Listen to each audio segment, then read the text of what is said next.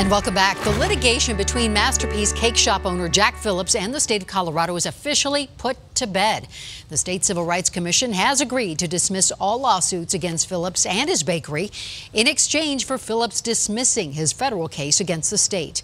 You will remember the baker made national headlines in 2012 and then years following after he refused to make a wedding cake for a same-sex couple, citing his religious beliefs.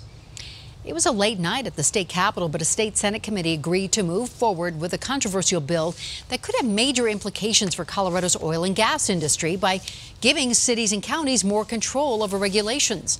Supporters say this bill would prioritize the health and safety of Coloradans. Members of the oil and gas industry have said since the beginning they need more time to review this bill. If you look at the real data, not the inflammatory studies where you have 29 samples that are being used to make arguments against our industry. I'm talking about data where there are 10,000 samples proving that this is a healthy and safe industry.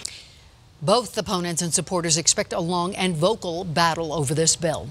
And a bill that will soon be debated at the state capitol would create a mandated paid family leave program for workers here in our state.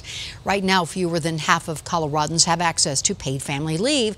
Most of those are only eligible for maternity or paternity leave. So this new bill comes on the heels of a new study from the University of Denver looking at the costs and benefits of paid leave to workers and to employees.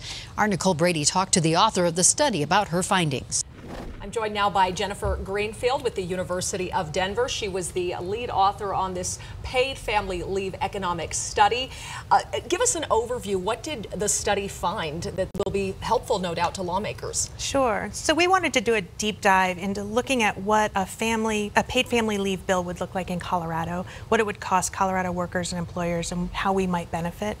What we found is that it's a relatively moderate investment. About a third of a percentage of wages would be contributed by employers and workers, and that we would be able to have up to 12 weeks of leave for people who have just given birth or brought an adopted child into the family, for someone who's caregiving for an older adult, or even somebody who's struggling with their own serious medical issue. So even for your own medical issues, you could take this leave. That's why you feel that this applies to a broad number of Coloradans. That's right. I think that it's important to structure a plan that doesn't just benefit one small category of people. This is something where we may not all be planning to give birth, but many of us will have aging parents or aging spouse that we need to care for, and we can never predict when we're going to get sick and might need a little time to care for ourselves. And so this allows anybody to participate in that kind of a leave program. Very few states have mandatory paid family leave right now. Colorado, I believe, would maybe be the 7th if lawmakers go in that direction. You looked at other states in terms of when you came up with your economic data here. That's right. So there is actually a growing wave of states that are moving in this direction. Currently, we have data from New Jersey, Rhode Island, and California. New York has just implemented theirs, and I am anxiously awaiting their data from last year. But we also have Massachusetts and Washington State that are going online, as well as the District of Columbia. But there are 25 states in the country that are considering some form of a paid leave statute this year. And obviously not all of them are going to pass those, but I think that Colorado would be on the cutting edge of what's happening across the country in this area. I've seen some criticism that this is another way where you have wealthier people paying for lower income people. What is your response to that, and how this looks when you across income levels? Sure. So there is a variation in terms of percentage that people, well, the percentage stays the same, but lower income people would pay less than $1 per week in their income, while higher income people might pay more, like $7 a week. But the fact of the matter is that regardless of income, we all run the risk of being caregiver, of having a serious medical issue, or having a kid. And so this is something that we all can benefit from. The other thing is that we see that there are a lot of benefits that go beyond just the households that took advantage of leave. And so there's a lot of economic activity in the state. There's higher productivity for workers.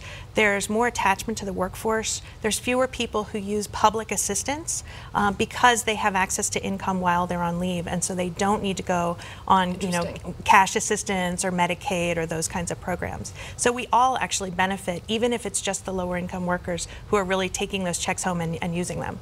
So.